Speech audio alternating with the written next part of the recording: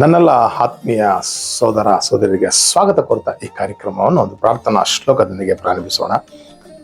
ಶುಕ್ಲಾಂ ಭರಧರಂ ವಿಷ್ಣುಂ ಶಶಿವರ್ಣಂ ಚತುರ್ಭುಜಂ ಪ್ರಸನ್ನವದನಂ ಧ್ಯಾಯೇ ಸರ್ವಜ್ಞೋಪಿ ಶಾಂತಿಯ ಬೆನಕ ಏಕದಂತ ಪಚ್ಚಕಲ್ಲು ಪಣಿಮಿಡ್ಲು ಉಪ್ಪು ವಿಘ್ನೇಶ್ವರ ನಿನಗೆ 21 ನಮಸ್ಕಾರಗಳು. ನಾರಾಯಣ ನಮಸ್ಕೃತ್ಯ ನರಂಚವ ನರೋತ್ತಮಂ ದೇವಿ ಸರಸ್ವತಿ ವ್ಯಾಸು ಚೈವ ತಥೋ ಮುದ್ರೆ ಶ್ರೀ ಗುರುಭ್ಯೋ ನಮಃ ಶ್ರೀಮಾತ್ರಿ ನಮಃ.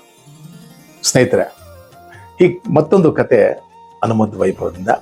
ಈ ಕತೆ ವಿಶೇಷ ಏನಪ್ಪಾ ಅಂದ್ರೆ ಅರ್ಜುನನ ಪೂರ್ವ ಜನ್ಮದ ರಹಸ್ಯ. ಅಂದ್ರೆ ಅರ್ಜುನ ಮಹಾಭಾರತದಲ್ಲಿ ಅಗ್ರಗಣ್ಯನಾಗಿ ಮೂಡಿಬರಲು ಆಂಜನೇಯ ಸ್ವಾಮಿನೂ ಕಾರಣ. ಇದು ಹೇಗಾದ? ಮತ್ತೆ ನರನಾಗಿದ್ದ ಇವನಿಗೆ ನಾರಾಯಣನು ಶಾಪ ಹಾಕಿಕೊಟ್ಟ. ಇವೆಲ್ಲ ಪರಮಾತ್ಮನ ಲೀಲೆ. ಅದು ಮುಂದೆ ನಿಮ್ಗೆ ಕತೆ ಮೂಲಕ ಯಾಕೆ ಏನು ಅಂತ ಹೇಳ್ತೀನಿ. ಎಲ್ಲೂ ಈ ನನ್ನ ಕಥೆನ ಸ್ಕಿಪ್ ಮಾಡ್ದಂಗೆ ನೋಡಿದ್ದೆ. ಅದಲ್ಲಿ ಅರ್ಜುನನ ಪೂರ್ವ ಜನ್ಮ, ಕುಂಭಕೋಣ, ಮತ್ತೆ ಹನುಮತ್ ಸ್ವಾಮಿಯ ಒಂದು ಅಭೂತಪೂರ್ವ ಮಂತ್ರ, ಇವೆಲ್ಲ ಈ ಕಥೆಯಲ್ಲಿ ನಾನು ನಿಮ್ಗೆ ಕೊಡ್ತೀನಿ. ಎಲ್ಲೂ ಸ್ಕಿಪ್ ಮಾಡಿದಾಗ ನೋಡಿದ್ದೆ. ಅದಲ್ಲಿ ಈ ನನ್ನ ಕಥೆನ ನಿಮಗೆ ಪರಿಪೂರ್ಣ ಅರ್ಥದಲ್ಲಿ ಹೇಳ್ತೀನಿ. ಕೃತಯುಗದ ಪೂರ್ವದಲ್ಲಿ ಭಗವಾನ್ ಮಹಾವಿಷ್ಣು ಬದ್ರಿಕಾಶ್ರಮದಲ್ಲಿ ನಾರಾಯಣರಾಗಿ ಅವತಾರ ಬಂದಾಗ ತನ್ನ ದೇಹದಲ್ಲೇ ಮತ್ತೊಂದು ಅವತಾರನೇ ಈ ನರ. ಈ ನರ ಮತ್ತೆ ನಾರಾಯಣರು ಕುತ್ಕೊಂಡು ಭಗವಾನ್ ಪರಶಿವರರ ಒಂದು ಮೃಣ್ಮಯಿ ಲಿಂಗವನ್ನು ಸ್ಥಾಪನೆ ಮಾಡಿಕೊಂಡು ಪೂಜೆ ಮಾಡುತ್ತಿದ್ದ ಸಂದರ್ಭದಲ್ಲಿ ನರ ಎಷ್ಟಾದರೂ ಮನುಷ್ಯನ ಬುದ್ಧಿ ಸ್ವಲ್ಪ ಆದ್ರೂ ಇರ್ಬೇಕಲ್ಲೇ. ಇವ್ರಿಗೆ ಅನಿಸ್ತಂತೆ ಇಡೀ ಚಕ್ರಾಧಿಪತಿಯನ್ನ ನಾನು ಆಳಬೇಕು ಅನ್ನೋ ಆಸೆ ಬರ್ತಂತೆ. ಅಂದ್ರೆ ಆ ಕ್ಷಣ ಪಕ್ಕದಲ್ಲೇ ಇದ್ದಂತ ನಾರಾಯಣನಿಗೆ ಗೊತ್ತಾಯ್ತಂತೆ. ಅವಾಗ ಹೇಳಿದ್ರಂತೆ, ನರ ನೀನು ಅನ್ಕೊಂಡಿದ್ದು ತಪ್ಪಲ್ಲ, ಆದ್ರೆ ನರ ನಾರಾಯಣ ಇದ್ದಾಗ ನಾವು ಸನ್ಯಾಸತ್ವದಿರುವಾಗ ಅದು ಬರಬಾರದು. ಹಾಗಾಗಿ ನಿನಗೆ ಶಾಪ ಕೊಡ್ತಾ ಇದ್ದೀನಿ. ನಿನ್ನ ಆಸೆ ಪರಿಪೂರ್ಣಗೊಳ್ಳುತ್ತೆ, ಆಲೋಚನೆ ಮಾಡ್ಬಿಡ. ನಾನು ಏನೇ ಮಾಡಿದ್ರು ಕಾರಣ ಇಲ್ಲದೆ ಮಾಡಲ್ಲ.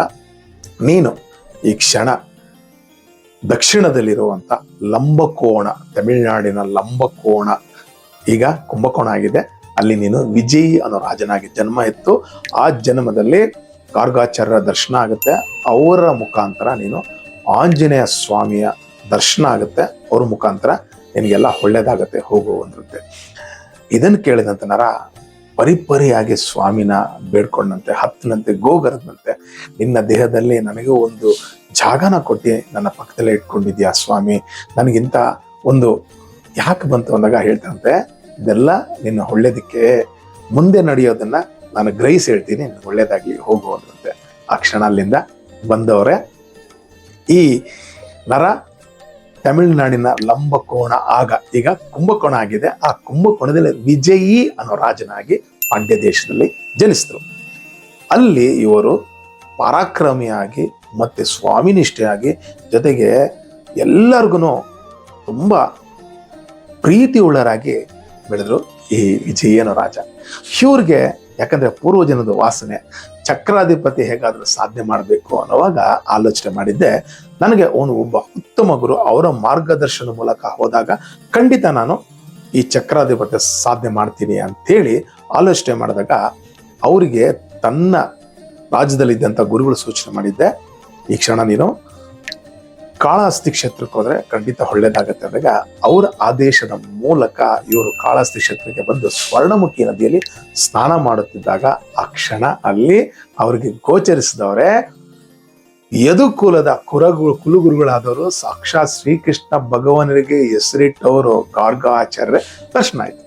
ಅದನ್ನು ನೋಡಿದಂತ ಈ ವಿಜಯರಾಜ ಅವರಿಗೆ ಸಾಷ್ಟಾಂಗ ಬಿದ್ದಾಗ, ಎಷ್ಟಾದರೂ ಈ ಗಾರ್ಗಾಚಾರ್ಯರು ಜ್ಯೋತಿಷ್ ಶಾಸ್ತ್ರದಲ್ಲಿ ಪಾಂಡಿತ್ಯ ಉಳ್ಳವರು. ಇವ್ರು ನೋಡಿದ ತಕ್ಷಣ ಅರ್ಥ ಮಾಡ್ಕೊಂಡಂತೆ ಇವರು ಬೇರೆ ಯಾರು ಅಲ್ಲ, ನರನೇ ಜನ್ಮ ಎತ್ತು ಬಂದಿದ್ದಾನ ಅಂತೇಳಿ ಅವ್ರು ಇಷ್ಟಾರ್ಥ ತಿಳ್ಕೊಂಡು ಹೇಳಿದಂತೆ, ನಿನ್ನ ಇಷ್ಟಾರ್ಥ ನೆರವೇರಬೇಕು ಅಂದ್ರೆ ನೀನು ಈ ಕ್ಷಣ ಅಂಜನಾದ್ರಿ ಬೆಟ್ಟದಲ್ಲಿ ಕುತ್ಕೊಂಡು ಆಂಜನೇಯ ಸ್ವಾಮಿಯ ಒಂದು ಅದ್ಭುತವಾದ ಒಂದು ಪ್ರಾಣಿ ಲಿಂಗ ಮತ್ತೆ ಜೊತೆಗೆ ಆಂಜನೇಯ ಸ್ವಾಮಿಯ ವಿಗ್ರಹವನ್ನು ಸ್ಥಾಪನೆ ಮಾಡಿಕೊಂಡು ಪೂಜೆ ಮಾಡು. ಒಂದು ಅದ್ಭುತ ಮಂತ್ರ ಕೊಡ್ತೀನಿ, ಈ ಮಂತ್ರನ ಮರಿದೆ ನೀನು 40 ದಿನಗಳು ಅಂದ್ರೆ ಒಂದು ಮಂಡಲದಲ್ಲಿ ನೀನು ಪೂಜೆ ಮಾಡಿದ್ದಲ್ಲಿ ಶ್ರದ್ಧೆಯಿಂದ ನಿನಗೆ ಖಂಡಿತ ಆಂಜನೇಯ ಸ್ವಾಮಿ ಒಲಿತಾನೆ ಅಂತ ಹೇಳಿ ಗಾರ್ಗಾಚಾರ್ಯ ಒಂದು ಅದ್ಭುತ ಮಂತ್ರ ಕೊಟ್ಟರು. ಆಂಜನೇಯ ಸ್ವಾಮಿಯ ಅದ್ಭುತವಾದ ಮೂಲ ಮಂತ್ರ. ಈ ಮಂತ್ರನೇ ಓಂ ಹರಿ ಮರ್ಕಟ ಮರ್ಕಟಾಯ ನಮಃ ಅಂತ ಹೇಳಿ ಅವರ ಹೇಳಿ ಕಳಿಸಿದ್ರು, ನಿನಗೆ ಒಳ್ಳೇದಾಗ್ಲಿ ಅಂತೇಳಿ ಆ ವಿಜಯಿಗೆ ಆಶೀರ್ವಾದ ಮಾಡಿದ್ರು. ಆ ಕ್ಷಣ ವಿಜಯಿ ಅವರು ಕಾಲಿಗೆ ಸಾಷ್ಟಾಂಗ ಬಿದ್ದು ಅಲ್ಲಿಂದ ಸೀದಾ ಹೊರಟು ಬಂದರು. ಇವತ್ತೇನು ವೆಂಕಟಾಚಲ ಶೇಷಾಚಲ ಅವಾಗ ಅದು ಅಂಜನಾದ್ರಿ ಆಗಿತ್ತು. ಆ ಅಂಜನಾದ್ರಿ ಬೆಟ್ಟದಲ್ಲಿ ಕೂತ್ಕೊಂಡು ಸ್ವಾಮಿಯನ್ನ ಒಂದು ಮೂಲ ವಿಗ್ರಹ ಮತ್ತೆ ಲಿಂಗನ ಸ್ಥಾಪನೆ ಮಾಡಿಕೊಂಡು ಅದ್ಭುತವಾಗಿ 40 ದಿನಗಳ ಕಾಲ ಪೂಜೆ ಮಾಡಿದ್ರು. ಆ ಪೂಜೆಗೆ ಮೆಚ್ಚಿದಂತ ಆ ಆಂಜನೇಯ ಸ್ವಾಮಿ ಅವ್ರಿಗೆ ದರ್ಶನ ಕೊಟ್ಟು ಹೇಳಿದ್ರು, ನಿನ್ನ ಒಂದು ಪೂಜೆಗೆ ಸಂತುಷ್ಟನಾಗಿದ್ದೀನಿ, ನಿನಗೆ ಏನು ಬೇಕು ಕೇಳು ಅಂದಾಗ ಈ ವಿಜಯಿ ಹೇಳ್ತಾನೆ, ಸ್ವಾಮಿ ನಿನಗೆ ತಿಳಿದಿರೋದು ಆಂಜನೇಯ ಸ್ವಾಮಿಗೆ ಇವನು ಏನಕ್ಕೋಸ್ಕರ ಬಂದನಂತ ಗೊತ್ತಿದ್ರು ಆದ್ರೂ ಕೇಳ್ತಾರೆ. ಆದ್ರೆ ಹೇಳ್ತಾರೆ ಆಂಜನೇಯ ಸ್ವಾಮಿ ಇದು ಅಸಾಧ್ಯ. ಯಾಕಂದ್ರೆ ಅವನು ಬಂದಂತ ಸಂದರ್ಭ ಈ ಕಡೆ ತ್ರೇತಾಯುಗ ಮತ್ತೆ ದ್ವಾಪರಾಯುಗದ ಸಂಧಿ ಕಾಲದಲ್ಲಿ. ಆಗ ಹೇಳ್ತಾರೆ ಆಂಜನೇಯ ಸ್ವಾಮಿ, ನನ್ನ ರಾಮಚಂದ್ರ ಪ್ರಭು ಇರೋವರೆಗೂ ಇದು ಅಸಾಧ್ಯ. ಯಾಕಂದ್ರೆ ಅವರೇ ಏಕಚಕ್ರಾಧಿಪತ್ಯ, ಅವ್ರಿರೋವಾಗ ಬೇರೆ ಯಾರಿಗೂ ಅದಕ್ಕೆ ಅವಕಾಶ ಇಲ್ಲ. ಆದ್ರೆ ಆಲೋಚನೆ ಮಾಡಬೇಡ, ಮುಂದೆ ಅಂದ್ರೆ ಆಂಜನೇಯ ಸ್ವಾಮಿ ಇದ್ದಿದ್ದು 24ನೇ ಯುಗದಲ್ಲಿ, ಮುಂದೆ ಹೇಳ್ತಾರೆ 28ನೇ ದ್ವಾಪರಾಯುಗದಲ್ಲಿ ನೀನು ಅರ್ಜುನನಾಗಿ ಆ ಸಂದರ್ಭದಲ್ಲಿ ಇಡೀ ಭೂಮಂಡಲದಲ್ಲಿ ಎಲ್ಲರನ್ನು ಗೆದ್ದು ನೀನು ಏಕಚಕ್ರಾಧಿಪತ್ಯ ಸಾಧ್ಯ ಮಾಡ್ತೀಯಾ ಅಂತೇಳಿ ಆಂಜನೇಯ ಸ್ವಾಮಿ ಅವ್ರಿಗೆ ಆಶೀರ್ವಾದ ಮಾಡಿ ಕಳಿಸ್ಕೊಟ್ರು. ಅಲ್ಲಿಂದ ಸಂತೋಷ ಭರಿತನಾದ ಈ ವಿಜಯಿ ಬಹಳಷ್ಟು ವರ್ಷಗಳ ಕಾಲ ಹಾಳಿ ತಾನು ಒಂದು ದಿನ ಸ್ವರ್ಗ ಸೇರಿ ಅನಂತರ 28ನೇ ದ್ವಾಪರಾಯುಗದಲ್ಲಿ ಕುಂತಿ ಪುತ್ರನಾಗಿ, ಧರ್ಮರಾಜನ ತಮ್ಮನಾಗಿ, ಭೀಮನ ತಮ್ಮನಾಗಿ, ನಕುಲ ಸಹೋದರ ಅಣ್ಣನಾಗಿ ಜನ್ಮ ಎತ್ತಿದ. ಮುಂದೆ ನಿಮಗೆ ತಿಳಿದಿರೋದಂಗೆ ಪಾಂಡವರು ದೂತದಲ್ಲಿ ತನ್ನ ಸರ್ವಸ್ವವನ್ನು ಕಳ್ಕೊಂಡು ಅವರು ವನವಾಸದಲ್ಲಿರುವಂಥ ಸಂದರ್ಭದಲ್ಲಿ ಶ್ರೀಕೃಷ್ಣ ಭಗವಾನರು ಮತ್ತೆ ಮಹಾಶಕ್ತಿಯಾದ ರುಕ್ಮಿಣಿ ದೇವಿಗೆ ಒಮ್ಮೆ ಅನಿಸ್ತಂತೆ. ಶ್ರೀಕೃಷ್ಣ ಭಗವಾನರು ಕೇಳ್ತಾರೆ, ಸ್ವಾಮಿ ಶಿವ ಪಾರ್ವತಿಯರನ್ನ ನಾನು ಸ್ಥಾಪನೆ ಮಾಡಿಕೊಂಡು ಈ ನನ್ನ ಗೃಹದಲ್ಲಿ ನಾನು ಪೂಜೆ ಮಾಡ್ಬೇಕಂತಿದ್ದೀನಿ ಸ್ವಾಮಿ. ಇದಕ್ಕೆ ನನಗೆ ಪಂಪಾ ಸರೋವರದಲ್ಲಿ ಸಂಜೆ ಆದರೆ ಒಂದು ಅದ್ಭುತವಾದ ಕಮಲ ಹೂಗಳು ಹೊರಡುತ್ತೆ, ಅದನ್ನು ನೀವು ತಂದುಕೊಡಿ ನಾನು ಪೂಜೆಗೆ ಅಂತ ಕೇಳಿದಾಗ ಪರಮಾತ್ಮನಿಗೆ ಎಷ್ಟಾದರೂ ಗೊತ್ತಿಲ್ದಿರೋ ವಿಚಾರ ಏನಿರಲ್ಲ, ಆ ಮಹಾಶಕ್ತಿ ರುಕ್ಮಿಣಿ ದೇವಿಗೆ ಗೊತ್ತು. ಹಾಗಾಗಿ ಆಯ್ತು, ನಿನ್ನ ಇಷ್ಟಾರ್ಥ ನೆರವೇರಿಸ್ತೀನಿ, ಆಲೋಚನೆ ಮಾಡಬೇಡ ಅಂತೇಳಿ ಅಲ್ಲಿಂದ ಹೊರಟು ಬಂದವರೇ ಸೀದಾ ಪಂಚವಟಿ. ಆಗ ಪಾಂಡವರು ಪಂಚವಟಿಯಲ್ಲಿದ್ದರು. ಆ ಪಂಚವಟಿಯಲ್ಲಿ ಈ ಅರ್ಜುನ ಆ ಪಂಚವಟಿಯಲ್ಲಿ ಈಚೆ ಇದ್ದಾಗ ಆ ಕ್ಷಣ ಶ್ರೀಕೃಷ್ಣ ಭಗವಾನರ ಪ್ರವೇಶ ಆಯಿತು. ಇದನ್ನು ನೋಡಿದಂಥ ಅರ್ಜುನ ಸಾಷ್ಟಾಂಗ ಮಾಡಿ ಸ್ವಾಮಿನ ಕೇಳ್ಕೊಳ್ತಾನೆ, ಸ್ವಾಮಿ ನನಗೆ ದರ್ಶನ ಕೊಟ್ಟಿಯಾ, ಹೇಳು ನನ್ನಿಂದ ಏನಾಗಬೇಕು ಅಂತ. ಅರ್ಜುನ, ನಿನ್ನನ್ನು ಒಂದು ಪ್ರಮುಖ ಕಾರ್ಯ ಆಗಬೇಕು. ಈ ಕ್ಷಣ ನೀನು ಇಲ್ಲಿಂದ ಹೊರಟಿ ಪಂಪಾ ಸರೋವರದಲ್ಲಿ ಸಂಜೆ ಆಗ್ತಾ ಇದ್ದಂಗೆ ಒಂದು ಅದ್ಭುತ ಕಮಲ ಹೊರಡುತ್ತೆ. ಆ ಕಮಲನ ನೀನು ಕಿತ್ಕೊಂಡ್ಬಂದು ನನ್ನ ರುಕ್ಮಿಣಿ ದೇವಿಗೆ ಶಿವ ಪಾರ್ವತಿಯರ ಪೂಜೆ ಮಾಡ್ತಾರೆ, ಅವ್ರಿಗೋಸ್ಕರ ನೀನು ತಂದ್ಕೊಡು ಅಂತ ಕೇಳ್ತಾರೆ. ಅಂದ್ರೆ ಪರಮಾತ್ಮನೇ ಹೋಗ್ಬೇಕಾಗಿತ್ತು, ಆದ್ರೆ ಅದಕ್ಕೆ ಕಾರಣ ಮುಂದೆ ಹೇಳ್ತೀನಿ ಕೇಳಿ. ಅಲ್ಲಿಂದ ಈ ಅರ್ಜುನ ಅವ್ರಿಗೆ ಸಾಷ್ಟಾಂಗ ಕೊಟ್ಟು ಅವನ್ನ ಸ್ತುತಿಸಿ ಅಲ್ಲಿಂದ ಸೀದಾ ಹೊರಟು ಈ ಪಂಪಾ ಸರೋವರಕ್ಕೆ ಬಂದರು. ಆ ಪಂಪಾ ಸರೋವರ ಬರೋಷ್ಟರಲ್ಲಿ ಸಂಜೆ ಆಯ್ತಾಯಿತು. ಆ ಸಂಜೆ ಆದಾಗ ಅನೇಕ ಅದ್ಭುತವಾದ ಕಮಲಗಳು ಆ ಸರೋವರದಲ್ಲಿ ಹರಡ್ತಾ ಇತ್ತಂತೆ, ನೋಡೋಕ್ಕೆ ಪ್ರಕಾಶಮಾನವಾಗಿರ್ತದೆ. ಇದು ನೋಡಿದಂಥ ಈ ಅರ್ಜುನ ಆ ಕ್ಷಣ ಸರೋವರದಲ್ಲಿದ್ದೆ ಆ ಸರೋವರದಲ್ಲಿ ಸ್ನಾನ ಮಾಡಿ ಅರ್ಘ್ಯಗಳನ್ನ ಕೊಟ್ಟು ಆ ಕ್ಷಣ ಆ ಹೂವು ಕೀಳಕ್ ಹೋದಂತೆ ಅಲ್ಲಿ ಅನೇಕ ಕಪಿವೀರರಿದ್ದಂತೆ. ಆ ಕಪಿವೀರಲ್ಲ ಒಂದು ಕ್ಷಣ ಅರ್ಜುನ ಮೇಲೆ ಮುಗಿ ಬಿದ್ದಾಗ ಆ ಅರ್ಜುನ ಅವನ್ನೆಲ್ಲ ಓಡಿಸ್ತಂತೆ. ಓಡಿಸಿ ಕೀಳುವಂತ ಸಂದರ್ಭದಲ್ಲಿ ಆ ಕ್ಷಣ ಈ ಸುದ್ದಿನ ಕಪಿವೀರರು ಆಂಜನೇಯ ಸ್ವಾಮಿಗೆ ಮುಟ್ಟಿಸ್ತರು. ಅಲ್ಲೇ ಇದ್ದಂತ ಆಂಜನೇಯ ಸ್ವಾಮಿ ಆ ಕ್ಷಣ ಗದೆ ಹಿಡ್ಕೊಂಡು ಬಂದು ನೋಡಿದ್ರಂತೆ, ಏಯ್ ಯಾರು ನೀನು ಮನುಷ್ಯ, ನನ್ನ ಒಂದು ಪ್ರವೇಶವಿಲ್ಲದೆ ನೀನು ಹೇಗಿಳಿತ ಸಾಲದಕ್ಕೆ ನನ್ನ ಕಪಿವೀರನು ಸೋಲಿಸಿದ್ಯಾ ನೀನು ಅಂತ ಹೇಳಿ ಆಂಜನೇಯ ಸ್ವಾಮಿ ಕೋಪ ಬಂತು. ಅವಾಗ ಯಾರು ನೀನು ಅಂದಾಗ, ನಾನು ಕುಂತಿ ಪುತ್ರ ಅರ್ಜುನ ಮತ್ತೆ ಶ್ರೀಕೃಷ್ಣ ಭಗವಾನರ ನಾನು ಅವರ ಸೋದರ ಸಂಬಂಧಿ ಅಂತಾನೆ. ಯಾರಾದ್ರೆ ನನಗೇನು, ನಾನು ರಾಮವಂಟ, ನೀನ್ ರಾಮ ಆದ್ರೆ ನನಗೇನು, ರಾಮವಂಟ ನನಗೇನು ಅಂತ ಹೇಳಾಗ ಆ ಕ್ಷಣ ನೋಡಿ ಅರ್ಜುನನಿಗೆ ಮಾಯ ಮುಸುಗುತ್ತೆ.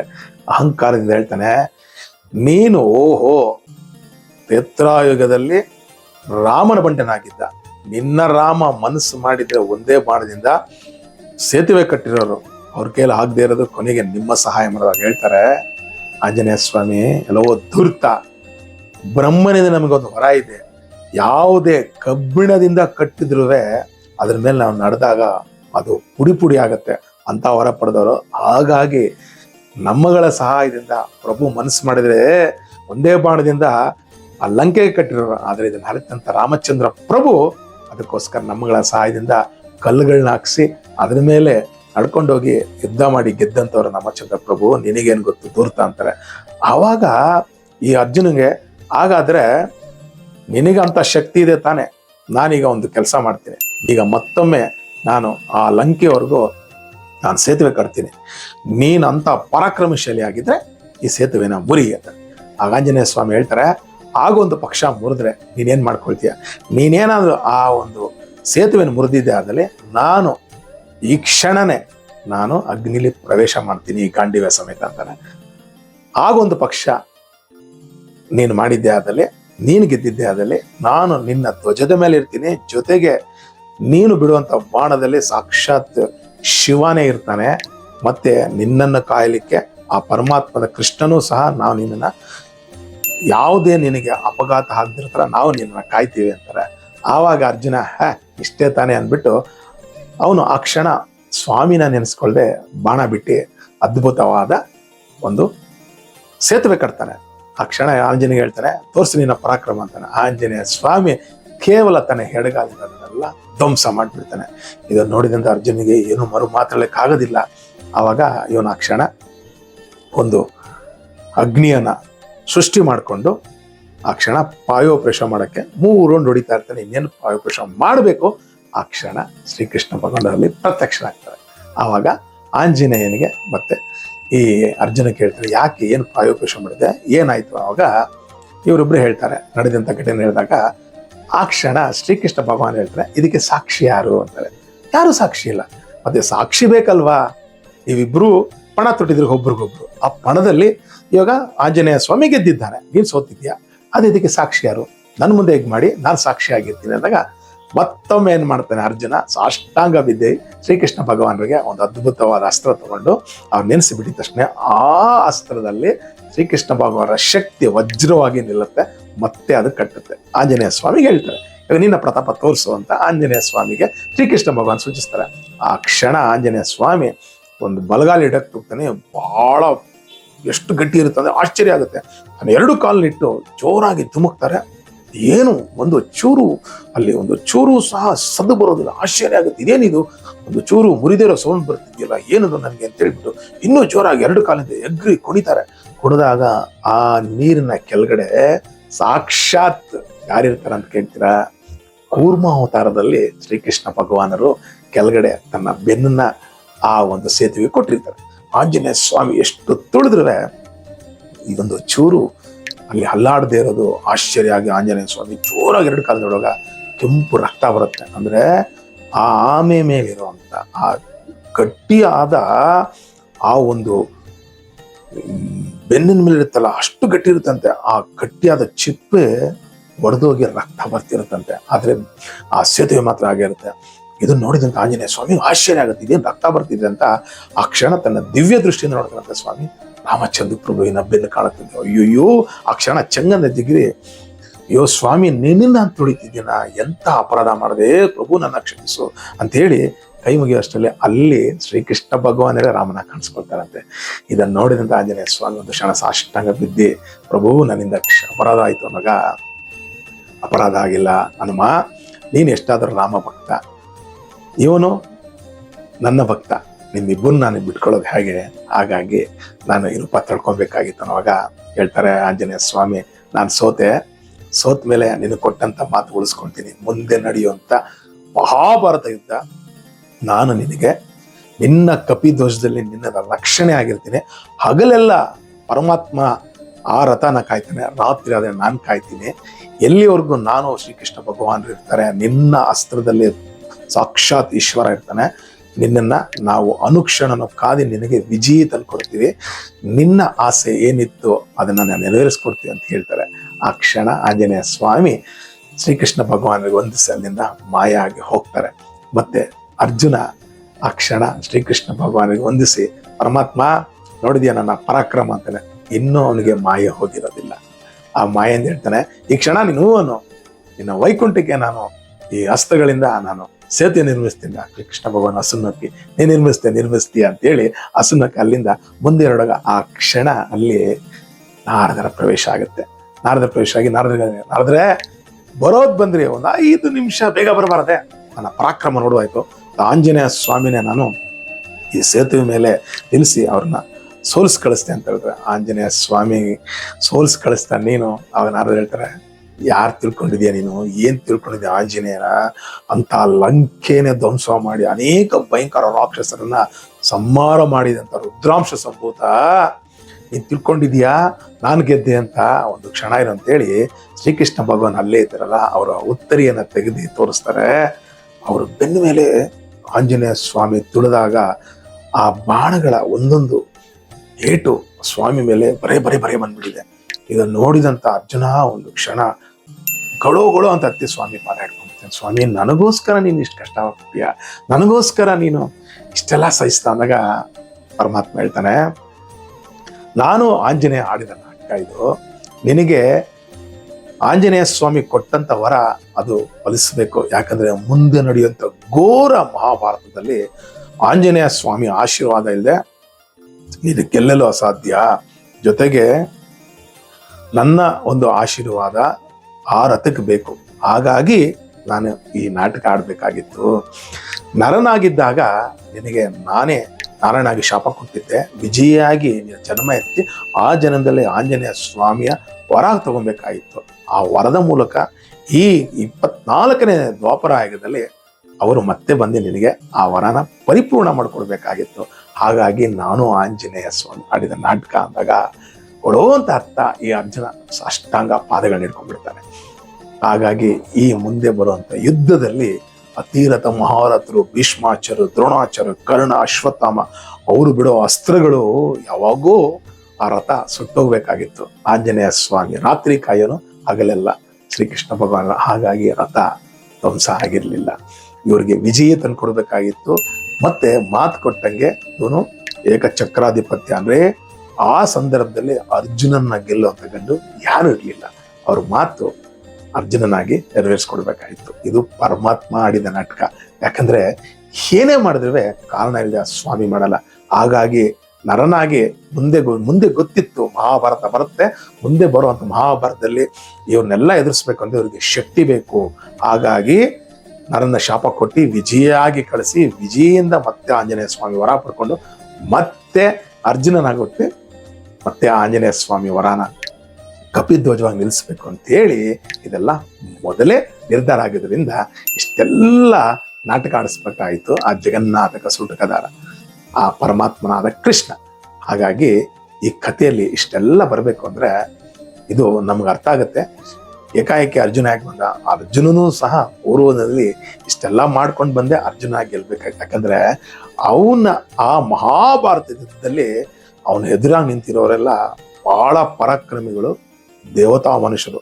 ಸಾಕ್ಷಾತ್ ವಸು ಸ್ವರೂಪ ಭೀಷ್ಮಾಚಾರ್ಯರು, ಸಾಕ್ಷಾತ್ ಗುರು ಸ್ವರೂಪ ದ್ರೋಣಾಚಾರ್ಯರು, ರುದ್ರಾಂಶ ಸಂಭೂತ ಅಶ್ವತ್ಥಾಮರು, ಇನ್ನು ಸೂರ್ಯಪುತ್ರ ಕರ್ಣ. ಇವನ್ನೆಲ್ಲ ಗೆಲ್ಲಬೇಕು ಅಂದ್ರೆ ಇವರು ಇಷ್ಟೆಲ್ಲ ಅವತಾರ ಎತ್ಕೊಂಡು ಆಶೀರ್ವಾದ ಪಡ್ಕೊಂಡ್ರೆ ಮಾತ್ರನೇ ಅಂತ ಭಗವಂತನಿಗೆ ಗೊತ್ತಿತ್ತು. ಹಾಗಾಗಿ ಪರಿಪೂರ್ಣ ಅವತಾರ ತಗೊಂಡ್ಬಂದು ಶ್ರೀಕೃಷ್ಣ ಭಗವಾನರು ಮಹಾಭಾರತದಲ್ಲಿ ಧರ್ಮ ಗೆಲ್ಲಬೇಕು, ಧರ್ಮೋ ರಕ್ಷಿತಿ ರಕ್ಷಿತ ಅಂದಾಗೆ ಆ ಧರ್ಮನೇ ಗೆಲ್ಲಿಸಿದ್ರು ಶ್ರೀಕೃಷ್ಣ ಭಗವಾನರು. ಇದು ಈ ವಾರದ ಕಥೆ ಸ್ನೇಹಿತರೆ. ಈ ಕತೆ ತಮ್ಗೆ ಇಷ್ಟವಾದಲ್ಲಿ ದಯವಿಟ್ಟು 4 ಜನಕ್ಕೆ ಶೇರ್ ಮಾಡಿ ಅಂತ ಕೇಳ್ತಾ ಈ ಕಥೆನೆಲ್ಲ ಮುಗಿಸ್ತೆ. ಮುಂದಿನ ವಾರ ಮತ್ತೊಂದು ಕಥೆಗೆ ನಿಮ್ಮನ್ನು ಕಾಣ್ತೀನಿ. ಸ್ವಸ್ತಿ ಪ್ರಜಾಪಾಲೆ ಅಂತ ಜ್ಞಾನೇನ ಮಾರ್ಗೇಣ ಮೈ ಮಹಿಷ ಗೋ ಬ್ರಾಹ್ಮಣ ಶುಭಮಸ್ತು ಲೋಕ ಸಮಸ್ತ ಸುಖಿನೋ ಭವಂತು ಸನ್ಮಂಗಳಾನಿ ಭವಂತು ಅಂತ ಹೇಳ್ತಾ ನಿಮ್ಮ ಅಮೂಲ್ಯವಾದ ಸಮಯ ಕೊಟ್ಟು ನೋಡಿದಕ್ಕೆ ತಮ್ಮೆಲ್ಲರಿಗೂ ಮತ್ತೊಮ್ಮೆ ಧನ್ಯವಾದಗಳು. ಮತ್ತೊಂದು ಕಥೆಗೆ ಮುಂದಿನ ವಾರ ಬಂದು ಕಾಣ್ತೀನಿ. ಅಲ್ಲಿವರೆಗೂ ತಮ್ಮೆಲ್ಲರಿಗೂ ಧನ್ಯವಾದಗಳು.